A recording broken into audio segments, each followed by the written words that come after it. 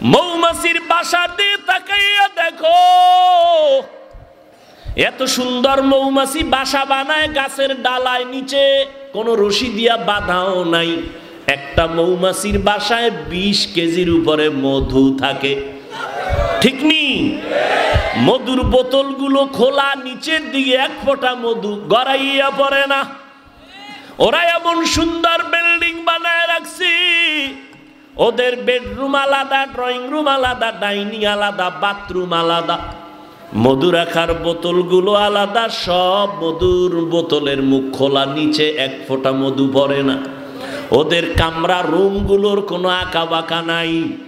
আমেরিকার মৌমাছির বাসা, সুন্দরবনের মৌমাছির বাসা এক জায়গায় করে দেখো, মনে হয় জানো এরা সবাই এক মাস্টার আমার আল্লাহর ছাত্র।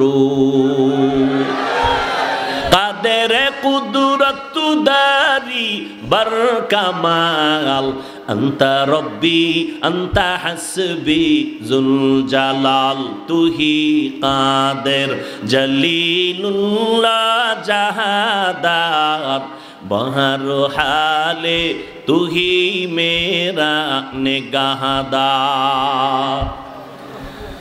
ভূমিকম্প আসবেই ভয়, বিল্ডিং 100 তলা বিল্ডিং এর ভয়, যত বড় বিল্ডিং হবে তত ভয়। ভূমিকম্প আসলে বিপদ।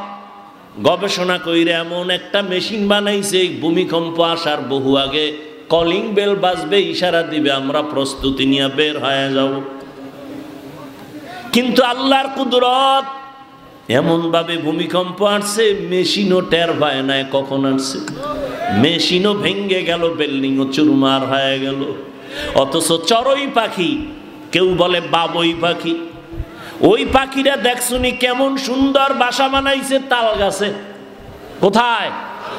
তাল গাছে। এই চড়ুই পাখি, খেজুর গাছে বাঁধলি না কেন? নারিকেল গাছে বাসা বাঁধো না কেন? আমরা জানি তোমরা যে আকাম কুকাম করো, এর বিনিময়ে বাজে বাজে গজব আসবে, গজব। ওই গজবে নারিকেল গাছ ভেঙ্গে যাবে, খেজুর গাছও ভেঙ্গে যেতে পারে, কিন্তু সহসয় তাল গাছ ভাঙবে না। আমরা গবেষণা করে ওই জায়গায় বাসা বানায় রাখছি, যেমন তেমন তুফানে আমগো মারতে পারবে না। মানুষ তুমি কতটাই যে দুর্বল, মেধার বেলায় দুর্বল, খানার বেলায় দুর্বল, চলার বেলায় দুর্বল, ধর্মীয় লাইনে দুর্বল, দুনিয়ার লাইনেও তুমি দুর্বল। এমন একটা মানুষ জমিনে নাই যে স্বয়ং সম্পূর্ণ। আমি কোরআনের তর্জমা জানি, কোরআন পড়তে জানি, যে পড়তে জানে না সে দুর্বল। আবার আমি পড়তে জানি, তর্জমা জানি না, যে পড়তে জানে তর্জমা জানে না, তর্জমা জাননেওয়ালার কাছে সে দুর্বল। আর একজনে তর্জমা জানে, ব্যাখ্যা জানে না, তাফসীর জানে না, ওই বান্দা তাফসীর কারকের কাছে দুর্বল। আবার আমি তাফসীরও জানি, কিন্তু কোরআনের আয়াত দিয়া হাদিস দিয়া ফতোয়া দিতে পারি না, আমি ফতোয়ার কাছে দুর্বল। আল্লাহ দুনিয়াতে প্রত্যেকটা মানুষের দুর্বল বানায় রাখছেন। আল্লাহ দুর্বল বানাবার কারণ, এক কারণ হলো আল্লাহ বেশি মহব্বত করে এই দুর্বলতার কারণে। ঘরের ভিতরে বাচ্চা আছে, শিশু, মা বাবা ভাই বোন সব বড়, কিন্তু মা বাবা বড় ছেলেরে এত ভালোবাসে না বাচ্চাটারে যত ভালোবাসে, ঠিক নেই? আল্লাহ কয় আমি শক্তিশালী বাঘের এত ভালোবাসি না, দুর্বল মানুষের যেই পরিমাণ ভালোবাসি। আমি জিনের এত ভালোবাসি না, মানুষের যত ভালোবাসি। আমি ফেরেশতাকে এত ভালোবাসি না, মানুষ তোমার এত ভালোবাসি। আমি বড় আদর করে তোমারে বানাইছি, আমি আল্লাহ বড় মোহাব্বত করে তোমারে বানাইলাম। তোমার মর্যাদাটা সবার উপরে দিয়া দিলাম। ফেরেশতারা তোমার গোলাম, জমিন তোমার গোলাম, আসমান তোমার গোলাম, সূর্য তোমার গোলাম। ও বান্দা, এগুলো সব তোমার গোলাম বানায় দিলাম। এই বেটা, মাস্তানি করো, টাকা পয়সা, গাড়ি বাড়ি, বাতাস, সূর্য সব তোর গোলাম বানায় দিছি। এমনি তুই গাঞ্জা খাবি, মদ পান করবি, এই জন্য এগুলো দেওয়ার পেছনে কারণ নাই? আল্লাহ বলেন এই কারণটা যদি উদ্ঘাটন না করো, তাহলে আমি করায় গন্ডায় গলায় পাড়া দিয়া সব নেয়ামতের হিসাব নিব। সুম্মা লাতুসআলুন্না ইয়াউমা ইযিন আনিন নাঈম। ও বান্দা তুই এত সম্মানের জায়গায় আসছো, ফেরেশতারা এত সম্মানের জায়গায় নাই, তুই দুর্বল মানুষটা এত সম্মানের জায়গায়। তোর সম্মানের কারণে, তোর দুর্বলতা আছে এরপরও তোর সম্মান। এ কারণে শক্তিশালী বাঘ তোর গোলামি করে, বাতাস গোলামি করে, সূর্য গোলামি করে। ও বান্দা এমন সম্মান আমি আল্লাহ তোমারে দান করলাম। ওয়ালাকাদ কাররামনা বানি আদম ওয়া হামালনাহুম ফিল বাররি ওয়াল বাহরি ওয়া রাযাকনাহুম মিনাত তাইয়্যিবাত ওয়া ফাদ্দালনাহুম আলা কাসীরিম মিম্মান খালাকনা তাফদীলা। বনি আদম বড় দামি। আল্লাহ স্থলে পানিতে সম্মান মানুষের বাড়ায়া দিছেন, জমিনে চলার মতো রাস্তা করে দিছেন আমার আল্লাহ, পানির মধ্যে চলার মতো ব্যবস্থা করে দিছেন আমার আল্লাহ। আল্লাহ জমিনের কুকুরেরও খানা দেয়, জমিন থেকে একটা পিপিলিকারও খানা দেয়, মানুষেরও দেয়। তবে মানুষের খানার মতো পিওর খানা আল্লাহ কাউকে দেন না। কাদের কুদরতুদারি বার কামাল আন্তা রব্বি আন্তা হাসবি জুল জালাল। ও বান্দা তুমি দুর্বল, এখন দুনিয়াতে তোমারে পাঠাইছি পরীক্ষা নিব, আমলের পরীক্ষা নিব। কিসের? আল্লাযী খালাকাল মাউতা ওয়াল হায়াতা লিয়াবলুয়াকুম আইয়ুকুম আহসানু আমালা ওয়া হুয়াল আজিজুল গফুর।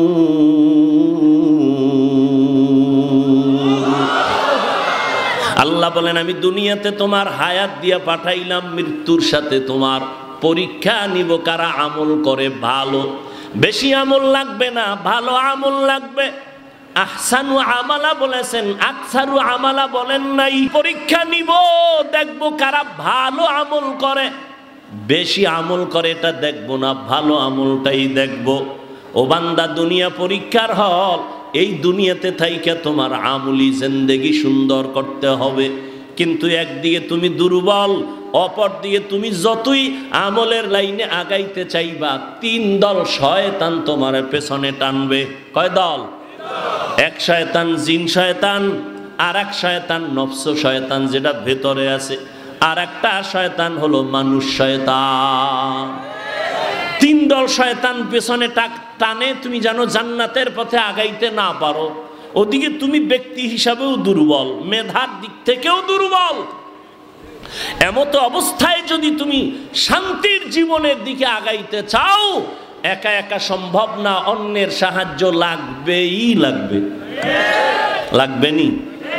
এখন সাহায্যটা যে লাগবে এটা তো নিশ্চিত, তবে সাহায্যটা কার থেকে নিব? সবাই বলবে আল্লাহ থেকে। কথা সত্য, কিন্তু এই কথাটা বাস্তবে আপনাদের অন্তরের কথা না। সাহায্য কার থেকে নিবেন? সাহায্য কার থেকে চাইবেন বলেন? আল্লাহর রসুল সাহাবায়ে কেরাম সাহায্য চাইছেন কার কাছে? আপনারা কার কাছে চাইবেন? আল্লাহর কাছে না? কিন্তু আল্লাহর কাছে কি চান? যদি মুসলমানেরা আমার সোনার বাংলার আল্লাহর কাছে চাইতো, তাহলে 52 বছর আগেই জমিন থেকে সুদী এনজিও পালায় যেত। পালাইছে না আরো বাড়ছে? বলেন। আল্লাহ দুই দল মানুষের সাথে খুব রাগ। কয় দল? খুবই রাগ। বলে কেমন রাগ? আল্লাহ কয় রেডি থাক বেঈমান, তোর সাথে আমি আল্লাহ নিজে যুদ্ধ করব, রেডি থাক। এক দলের কথা আছে কোরআন শরীফে, আর এক দলের কথা আছে বুখারী শরীফে। কোরআন শরীফে যেই দলের সাথে আল্লাহ রাগ, ওই দল সুদখোরের দল। আসতে বলেন কেন? বুখারী শরীফে যেই দলের সাথে আল্লাহ যুদ্ধের ঘোষণা দিছেন, ওই দল হলো যারা ওলিয়া উলিয়া মানে না, ওই দল। এ বিষয়ে বিস্তারিত বয়ান আমার ভিন্ন জায়গায় আছে। তাহলে সাহায্য লাগবেই, এটা তো আমরা নিশ্চিত। এখন কথা হলো সাহায্য কার থেকে নিব, সেই ক্ষেত্রে তাল মিলেন না, বুঝেন। নিজের অন্তর থেকে বিবেক দিয়ে কাজ করবেন, বুঝে শুনে এটার ফলাফল ভালো। আর আবেগে করবেন, এটার ফলাফল ভালো না। আচ্ছা, নিজের অন্তর যদি বলে যে এটা ঠিক, বুঝার পরে তাহলে ওদিকে মন আগায় যায়। এবার বুঝার চেষ্টা করি, সাহায্য তো আল্লাহর থেকে নিব, কথাটা এভারেজ বলে দিলাম, কিন্তু একটু ভালো করে গবেষণা করে দেখি তো, তিনটা দুর্বলতা যাদের মধ্যে নাই তাদের থেকে সাহায্য চাইতে দেরি, পাইতে দেরি না। কয়টা দুর্বলতা নাই? 1 নাম্বার, যার পেছনে টান নাই। নাম্বার 2, যার অভাব নাই। নাম্বার 3, যার স্বার্থ নাই। এই 3 গুণে গুণান্বিত ব্যক্তিদের কাছে চাইলেই দেরি নেই, পেয়ে যাব। এবার দেখেন তো, পৃথিবীতে এই 3 গুণ ছাড়া কে আছে? পিছনে টান নাই এমন কোন মানুষ আছে? আমারে সামনে আগাই স্ত্রী বলে টাকা দাও, সন্তান বলে দাও, মা বাবাই বলে দাও, তাহলে আমি যত আগাইতে চাই পেছনে টান আছে না নেই? বলেন আছে। নাম্বার 2, অভাব নাই। একজন মানুষ দেখান তো পৃথিবীতে কার অভাব নাই? বরং যে যত টাকার মালিক তার অভাব তত বেশি। গরিবের অভাব 100 টাকায় সমাধান, কোটিপতির লক্ষ টাকায় সমাধান হয় না। কথা ঠিক নেই? বড় লোকের বাড়ি আছে 5 তলা রংপুর, এরপর মন ভরে না, বাড়ি আরো লাগবে। গরিব একটা খেরের করে থাইকাও কোনো পেরেশানি নাই। দুনিয়াতে অভাব ছাড়া কোনো মানুষ নাই। 3 নম্বরে দেখো, এই জমিনে একজন মানুষ আছে কিনা যার স্বার্থ নাই? এই রংপুরের মানুষেরা বলো, কার স্বার্থ নাই? কার নাই? পিসাব নাই না? পীর সাহেব যারা, এগো কোনো স্বার্থ নাই। কথা বলেন না কেন? মানে এরা আরো বেশি স্বার্থওয়ালা। মুরিদেরটা খাইয়া স্বর্ণের বাড়ি বানায়, ঠিক নি? আমি 2 জন মানুষ পাইছি স্বার্থ নাই। কয়জন? দেখেন তো আপনার যুক্তিতে অ্যান্সার দেয় কি? 2টা লোক পাইছি স্বার্থ, একজন আমার আম্মাজান, একজন আমার, বলে না ঠিক? কিন্তু সোনার বাংলায় যা দেখলাম, এই 2 জনও স্বার্থপর। কেমনে স্বার্থপর এটা বুঝার জন্য ইন্ডিয়া যাওয়া লাগবে না, সোনার বাংলা কমপ্লিট আমাকে দেখাই দিছে। মা বাবা থানায় গিয়া মামলা করে সন্তানের বিরুদ্ধে, কি স্বার্থ? মা বাবা সন্তানের রাতের ঘুমে জবাই করে, প্রমাণ নাই? আবার সন্তান মা বাবাকে জবাই করে। একজন বাবা কত বড় বেঈমান, নিজের আপন মেয়েকে হোটেলের মধ্যে ঢুকাইয়া বলে, আজকে তুই আমার মেয়ে না, তুই আমার স্ত্রীর মতো। আরো জোরে বলো। আমি কি মিথ্যা বলছি? তোমরা ফেসবুকের গোলামেরা দেখো না এগুলো? করোনায় দেখো নাই? বাবায় করোনায় আক্রান্ত হয়ে গেল, ছেলেরা, শিক্ষিত ছেলে, অন্যের টাকা দিয়ে এরপরে লাস্টারে রাস্তায় ফালাই দিয়েছে, দরজা জানালা লক করে দিছে। বাবার লাশটা কুত্তায় খাইলো না, জানাজা হইল, জানালা খুলে দেখেও নাই। ভালো করে ইতিহাস ভুলিস না রে মুমিন। এই করোনার সময় তাকাইয়া দেখছো শত শত করোনার লাশ। আমার দেশের প্রশাসন, পুলিশ, আর আমার দেশের টুপিওয়ালা মাওলানা, এরা কাঁধে নিয়া গোসল করাইয়া কাফন পরাইয়া করোনার লাশগুলো দাফন করেছে, জানাজা পড়েছেন।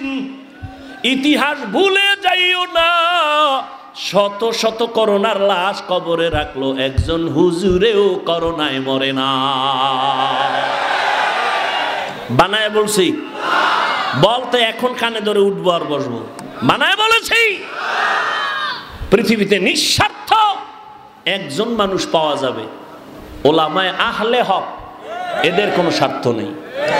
এই মেয়ে, আমি যে তোমারে পাও ধরে বুঝাইতেছি, তোমার টাকায় আমি চলি, তুমি আমার টাকায় চলো, তা তোমার পাও ধরে বুঝাই কেন? কুত্তাও এরকম দৌড়ায় না, আমরা যেরকম দৌড়াই। তোমারে 12টা মাস পাগলের মতো হয়ে গেছে। আলেমরা দৌড়ায়, পীর সাহেবরা দৌড়ায়, তাবলিগলারা মেহনত করে, জুমার দিন খতিবরা দৌড়ায়। বেতন কত মসজিদের ইমামের? সর্বোচ্চ 10,000, 15,000, গ্রামে 5-7 হাজার। 6 মাস বাকি, ঠিক নি? আপনি সরকারি চাকরি করেন, বেতন কত? কয় 22,000। টেবিলের তলে কত? কয় 42। খাইয়াও শান্তি গরম, লাল পতাকা লয়ে রাস্তায় খাড়ায় কয় কি ও? কয় মানববন্ধন করি। বিষয় কয় সরকারের গদিতে আগুন জ্বালাবো। কেন? কয় স্কেল বাড়াইলে দিবে, নাইলে আগুন। সরকারেরটা খাইয়াও সরকারের বিরোধিতা করে, করে না? ইমামের বেতন 5,000, 6 মাস বাকি। কোনদিন ইমাম সাহেব জুমার মিম্বরে বৈশা বলে নাই বেতনটা 1 তারিখ দাও, স্কেল বাড়াও, না হয় আসর থেকে সূরাগুলো উল্টা পড়ো? বলছে কোন ইমাম? অথচ আপনার ঘরে সন্তান কম, হুজুরের ঘরে সন্তান বেশি। কারণ আপনি সন্তান কমানোর ট্যাবলেট খেয়েছেন। আমরা আলেমরা ট্যাবলেট খাই না, নবী নিষেধ করেছেন। ওই ঘরের মাইয়া বিয়া করবি যেই বংশে সন্তান বেশি হয়। আপনার ঘরে সন্তান কম, আপনি তো স্লোগান লাগায় রাখছেন, ছেলে হোক মেয়ে হোক দুটোর বেশি না, একটা হলে ভালো হয়, না হইলে আরো ভালো। আর আমরা আল্লাহর নবীর হাদিস শুনে ওই ঘরের মেয়ে বিয়া করার চেষ্টা করি যেই বংশে সন্তান বেশি হবে। কারণ আমার মায়ার নবী গর্ব করে বলেছেন, কিয়ামতে আমার উম্মত বেশি হবে, আমি গর্বের সাথে জান্নাতে যাব। আচ্ছা, আপনারা যেই সন্তান কমানোর ট্যাবলেট খাইলেন, জ্ঞানীরা বলেন তো বাংলাদেশে সংখ্যা কি পরিমাণ কমছে? এখন বাড়ছে? সত্য কথা বলতে বলছি না? কি জনসংখ্যা কম না বেশি? সব আমরা হুজুরেরা বাড়াইছি। তাহলে ট্যাবলেটের অ্যাকশন কই? মনে আছে কথা কি শুরুতে বলছিলাম, মনে নাই? আল্লাহ চাইলে সব হয়, বান্দা চাইলে কিছু হয় না। জিন্দগি মে বন্দগি তু করনা হে, জিন্দগি মে বন্দগি তু করনা হে, জিন্দগি বে बंदगी शर्मिंदा है, जिंदगी बे बंदगी शर्मिंदा है। ও এলাকার মা বোনেরা, ও যুবক, ও পর্দারানের আম্মা জানেরা, ও বাবাজিরা, কয়দিন আর দুনিয়ায় বাহাদুরি করবা? স্বার্থ নাই, অভাব নাই, পিছনে টান নাই, দুনিয়াতে কেউ নাই। তবে এই 3টা গুণে গুণান্বিত যিনি আছেন তিনি একজন আমার। আরো জোরে বলেন, ইয়া আইয়ুহান নাস আনতুমুল ফুকারাউ ইলাল্লাহ ওয়াল্লাহু হুয়াল গনিয়্যুল হামিদ।